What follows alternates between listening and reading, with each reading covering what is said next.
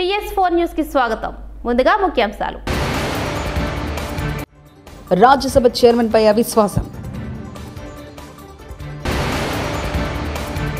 సంక్షోభంలో అవకాశాలు సృష్టించుకోవడమే నాయకత్వం చంద్రబాబు.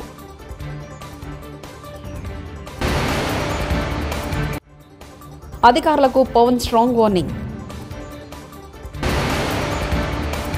కన్యకా పరమేశ్వరి అమ్మవారికి కానుకగా 100 కేజీల వెండి రథం. ఉద్దేశపూర్వకంగా మేమెవరిని బాధ పెట్టాలనుకోలేదు మంచు విష్ణు.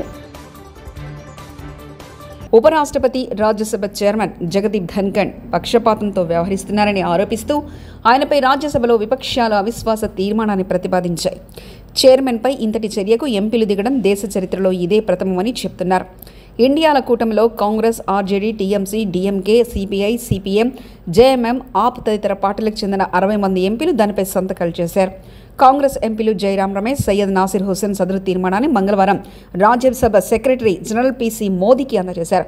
అయితే Congress parliamentary party chairperson Sonia Gandhi, AICC అధ్యక్షుడు మల్లికార్జున ఖార్గేతో పాటు ఇతర పార్టీల పార్లమెంటరీ నేతలు ఈ తీర్మానంపై సంతకాలు చేయలేదు. పార్లమెంట్లో ప్రతిపక్ష ఎంపీలకు మాట్లాడే అవకాశం ఇవ్వడం లేదు. ప్రతిపక్ష ఎంపీలు మాట్లాడకుండా కావాలనే సభను వాయిదా వేస్తున్నారంటూ కాంగ్రెస్ ఎంపీ చామల కిరణ్ కుమార్ రెడ్డి తెలిపారు.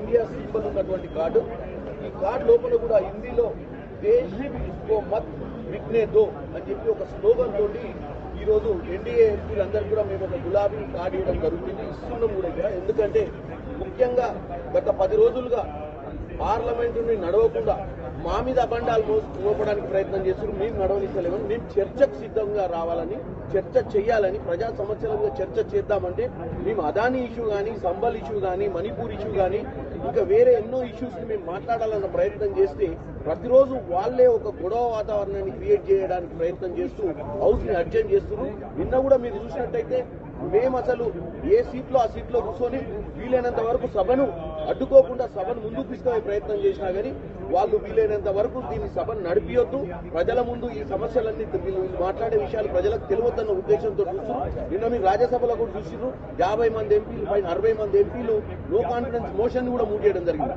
ఒక స్పీకర్ కానీ, ఒక రాజ్యసభలో చైర్మన్ కానీ వాళ్ళందరూ కూడా న్యూట్రల్ గా ఉండి అన్ని పొలిటికల్ పార్టీస్ కి అవకాశం ఇచ్చే ప్రయత్నం చేయాలి. కానీ వాళ్ళు ఎవరు కూడా అవకాశం ఇచ్చే ప్రయత్నం చేస్తలేరు. ఏమంటారు అంటే వాళ్ళు ఒక పార్షియల్ యాటిట్యూడ్ తోటి, అంటే ఎట్టి పరిస్థితుల్లో మేము అపోజిషన్ పార్టీలకు అవకాశం వేయం, వాళ్ళు ఎవరికి చెప్పుకుంటారో చెప్పుకోవాలన్న విధంగా వాళ్ళ వ్యవహారం ఉంది. డెఫినెట్ గా దీని గురించి మనం చర్చ చేయాల్సిన అవసరం ఉంది. ఎందుకంటే దేశ ప్రజలందరికీ మేమేదో ఇండియా కూటమి కాంగ్రెస్ ఎంపీలు డిస్టర్బ్ చేస్తున్నారు అని చెప్పి ప్రతిరోజు స్పీకర్ నోటిచ్చిపోతున్నారు. కానీ స్పీకర్ ఆల్రెడీ నిన్న రావడమే ఒక ఇంటెన్షన్ తోటి వచ్చారు. కాబట్టి ఈ రోజు ఇక్కడ ఉన్నటువంటి ఎంపీలందరికీ కూడా ఈ కార్డులు ఇవ్వడం జరుగుతుంది. ప్రతి సంక్షోభంలో అవకాశాలుంటాయని, సంక్షోభంలో అవకాశాలు సృష్టించుకోవడమే నాయకత్వమని, ప్రజా చైతన్యమే ప్రజాస్వామ్యానికి శ్రీరామ రక్ష అని ముఖ్యమంత్రి చంద్రబాబు నాయుడు వ్యాఖ్యానించారు. బుధవారం కలెక్టర్తో సీఎం చంద్రబాబు సమావేశం నిర్వహించారు. ఈ సందర్భంగా ఆయన మాట్లాడుతూ ప్రయత్నాలు చేసిన వెంటనే ఫలితాలు రావని, నిరంతరం ప్రయత్నిస్తుంటేనే ఫలితాలు వస్తాయని అన్నారు. విశాఖలో గూగుల్ ఏర్పాటుకు ఎంఓయూ కుదిరిందని, మంత్రి లోకేష్ కృషితో గూగుల్ ఏర్పాటు మార్గం సుగమమైందని చంద్రబాబు అన్నారు. గూగుల్ ఎంఓయూతో విశాఖలో అధిక అభివృద్ధి జరుగుతుందని సీఎం చంద్రబాబు ఆశాభావాన్ని వ్యక్తం చేశారు. ఇలాంటి వండర్ఫుల్ అకేషన్లో గుర్తుంటుంది 11వ తారీఖున కలెక్టర్స్ కాన్ఫరెన్స్, అదే రోజున గూగుల్తో ఎంఓయూ చేశాం. This is historic moment. That is a good news. మీకే కాకుండా రాష్ట్రానికి కూడా, రాష్ట్రం నుండి యువతకు కూడా. ఇప్పుడు ఇక్కడికి వచ్చినప్పుడు ఇంత మునిపే నేను చెప్పాను, 5వ తారీఖున మనం మొదటి కలెక్టర్స్ కాన్ఫరెన్స్ పెట్టుకున్నాం. ఆ రోజు అనేక సమస్యల మీద మనం చర్చించాం. ఒక దశ దిశ ఏ విధంగా పోవాలో మీ అందరికీ చెప్పడం జరిగింది. 6 నెలల్లో 2వ కాన్ఫరెన్స్ పెట్టుకున్నాం. ఆ రోజు మరీ చీకట్లో ఉన్నాం. ఇప్పుడు కొద్దిగా వెలుగు కనపడుస్తూ ఉంది, కానీ ఇంకా వెలుగులోకి రాలేదు. మనం ఆ పరిస్థితిలో వచ్చాం. నేను ఎప్పుడు చెప్పేవాడిని, రాష్ట్రం వెంటిలేటర్ పైన ఉందని. అక్కడి నుంచి అనేక విధాలుగా ఆలోచించాం.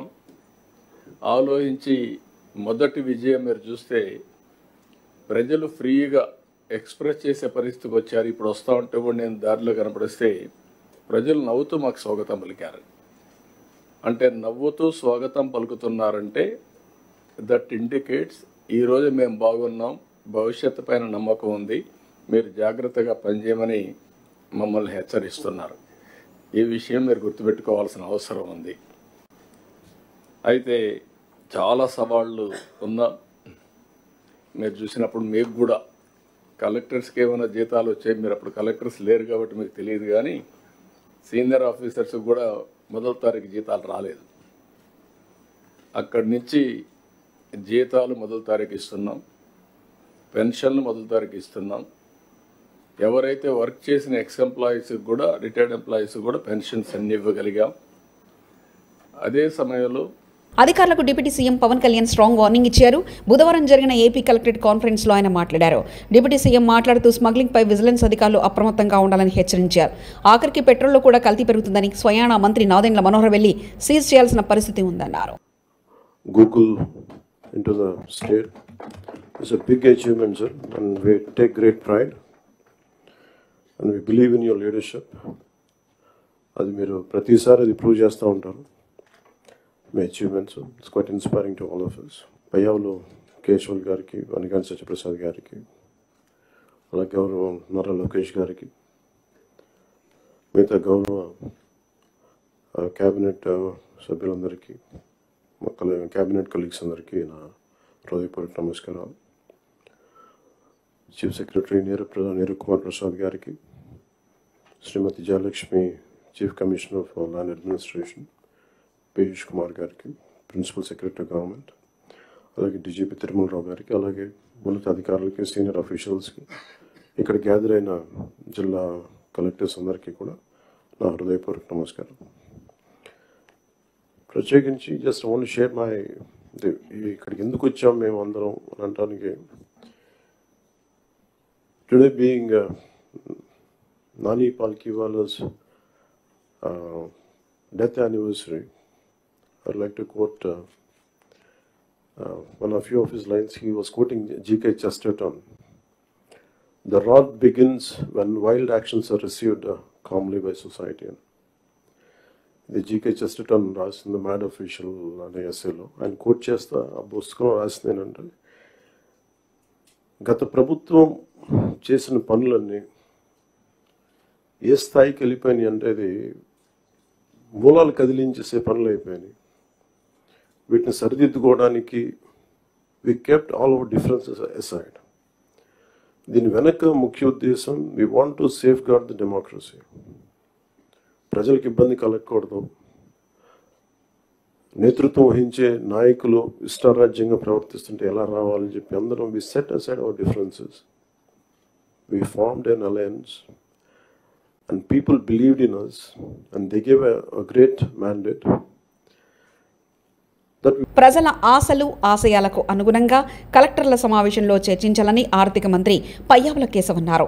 బుధవారం ఏపీ కలెక్టర్ సమావేశంలో మంత్రి మాట్లాడుతూ 1994 నుంచి సీఎం చంద్రబాబుతో ప్రయాణం చేస్తున్నానని, చంద్రబాబు మొదటిసారి సీఎం అయినప్పుడు ఎంతో తపనతో పనిచేశారో ఇప్పుడు అంతే తపనతో ముందుకెళ్తున్నారన్నారు. ప్రజల కోసమే జీవితం, ప్రతి పనిలో మానవత్వం అనే లక్ష్యంతో పాలన అందిస్తున్నారని తెలిపారు. కూటమి ప్రభుత్వం ఏర్పడ్డాక వారసత్వంగా వచ్చిన ప్రధాన సమస్య రాష్ట్రంపై 10 లక్షల కోట్ల అప్పు అని అన్నారు. ప్రభుత్వం ఏర్పడిన తర్వాత మొదటి నెలలో 99% రాష్ట్ర ఆదాయ జీతభత్యాలకే సరిపోయిందన్నారు. అంతకు ముందేళ్లు 2 ఏళ్లు 107% రాష్ట్ర ఆదాయ జీతభత్యాలకే వెచ్చించారని చెప్పారు. ఆదేశాలను అమలు చేయడం కోసం మనం అందరం ఇవాళ ఇక్కడ కూర్చున్నాం. Senior bureaucrats, front line leaders and all the elected representatives, we all have one thing in common: to achieve the goal of the Chief Minister. We have to resolve ourselves to translate our shared vision into tangible outcomes. ముఖ్యమంత్రి గారితో నా ప్రయాణం 1994 November, అంటే దాదాపు ఈ రోజుకి 30 సంవత్సరాల క్రితం ప్రారంభమైంది. 7 ఎన్నికలు చూశాను. మొదటి సంవత్సరంలో 95లో ముఖ్యమంత్రి గారు ఎంత తపనతో ఆరాటంతో పనిచేశారో, 30 సంవత్సరాల తర్వాత అంతకు మించి రెట్టించినటువంటి తపన ఆరాటం ఇవాళ ఆయనలో చూస్తున్నాం. స్పష్టమైనటువంటి మార్పును గమనిస్తున్నాను. నిత్యం ఆయన వెనకాల నడిచినటువంటి వ్యక్తిగా, ఆయన ఆలోచనలకు అనుగుణంగా పనిచేసినటువంటి వ్యక్తిగా నాకు ఆయనలో ఒక స్పష్టమైన మార్పు కనపడతా ఉంది.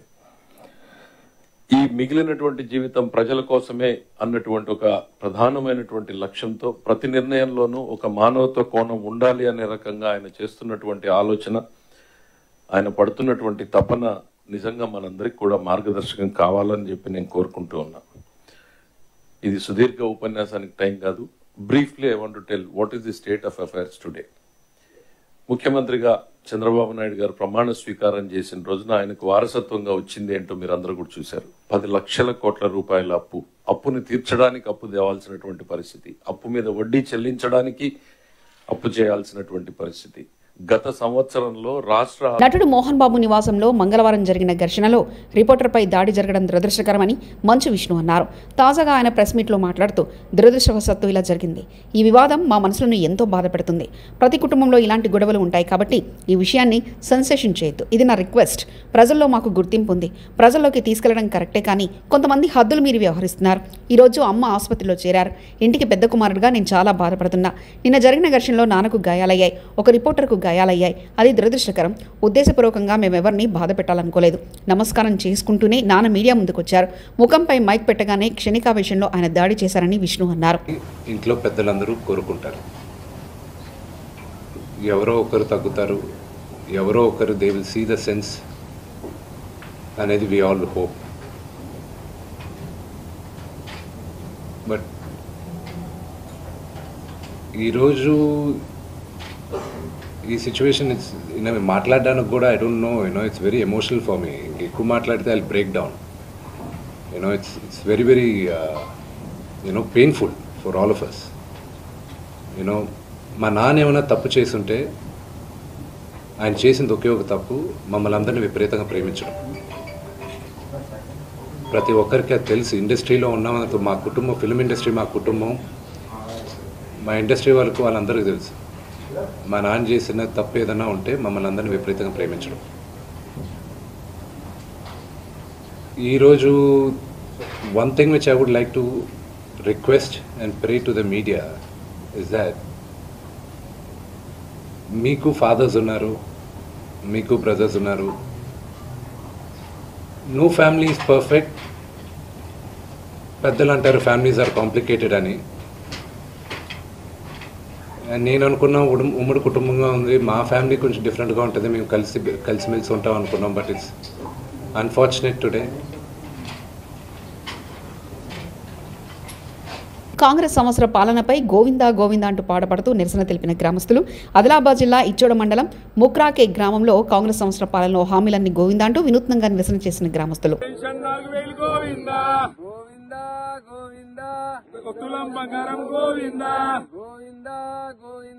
డిగ్రీ పిల్లలకు స్కూటీ గోవిందా,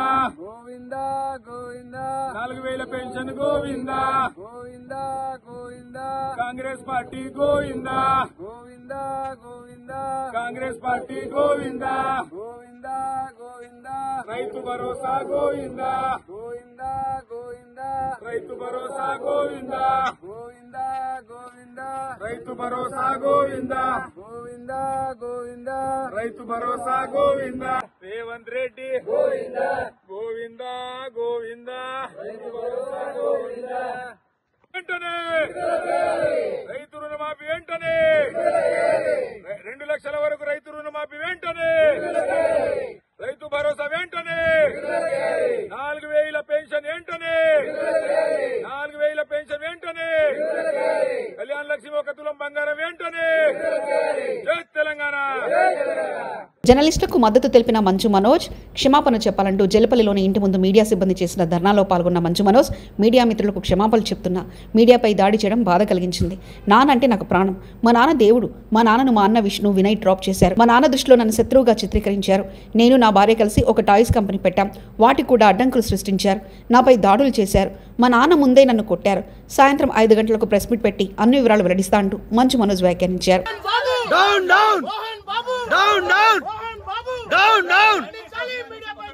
ఖండించాలి, ఖండించాలి, ఖండించాలి, రంజిత్ పై దాడిని ఖండించాలి.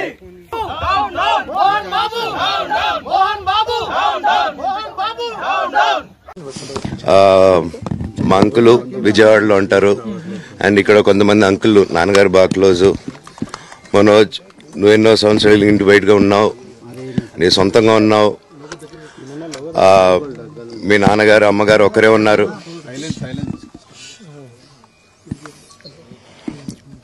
మీ నాన్నగారు అమ్మగారు ఒకరే ఉన్నారు. మీ అన్నయ్య ఏమో దుబాయ్కి షిఫ్ట్ అయిపోయాడు ఫ్యామిలీతో. మీ వైఫ్ ప్రెగ్నెంట్గా ఉంది. తనకి తల్లిదండ్రులు లేరు. తనకి ఇప్పుడు మీ అమ్మ అవసరం ఉంది, పెద్దోళ్ళ అవసరం ఉంది. నువ్వు అక్కడ ఎలా చూసుకుంటావు అంటే, నాకు ఆ రోజు మా భార్య కూడా ఒకసారి వాళ్ళు అన్నీ చెప్తున్నారు కదా, ఎందుకండి ఒకసారి వినండి అంటే, సరేమ్మా నీకోసం వస్తాను అని చెప్పి మళ్ళీ తిరిగి రావడం జరిగింది. అండ్ నేను ఈరోజు నా గురించి ఆరోపణలు వేస్తున్నారంటే అది నేనేం చెప్పలేను. అనకాపల్లి కన్యకాపరమేశ్వరి ఆలయ శతజయంతి ఉత్సవాలలో భాగంగా అమ్మవారికి వెండి రథాన్ని కానుకగా ఇచ్చారు. భక్తులు, దాతల సాయంతో ఆలయ అధికారులు 100 కేజీల వెండితో ఈ రథాన్ని తయారు చేయించారు. అమ్మవారిని వెండి రథంపై నగర వీధుల్లో ఊరేగించారు. ఈ ఉత్సవాలలో మాజీ రాజ్యసభ సభ్యుడు డీజీ వెంకటేశం పాల్గొన్నారు. ఈ సందర్భంగా మాట్లాడిన ఆయన దేవస్థాన కమిటీలు చేపడుతున్న సేవా కార్యక్రమాలను కొనియాడారు. కానీ కొన్ని కమిటీల సభ్యులు దేవాలయాలకు సంబంధించిన భూములను కాజేయాలని చూస్తున్నారని ఆరోపించారు.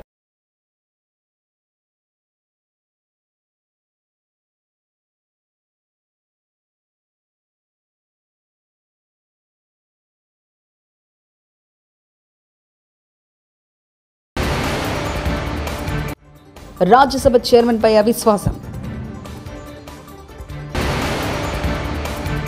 సంక్షోభంలో అవకాశాలు సృష్టించుకోవడమే నాయకత్వం చంద్రబాబు.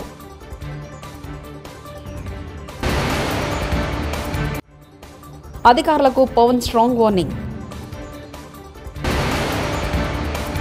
కన్యకా పరమేశ్వరి అమ్మవారికి కానుకగా 100 కేజీల వెండి రథం. ఉద్దేశపూర్వకంగా మేమెవరిని బాధ పెట్టాలనుకోలేదు మంచు విష్ణు. TS4 న్యూస్ ఇంతటితో సమాప్తం. చూస్తున్నారండి TS4 తెలుగు.